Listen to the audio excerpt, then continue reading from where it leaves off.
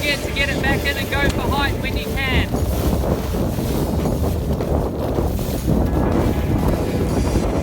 Nice one.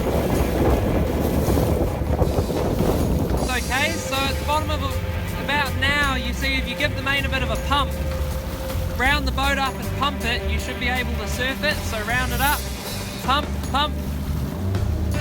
Whee, there you go. Right, and here's the next one, round it up, pump.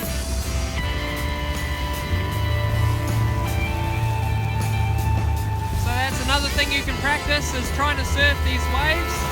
If you get a good surf, it goes a long way.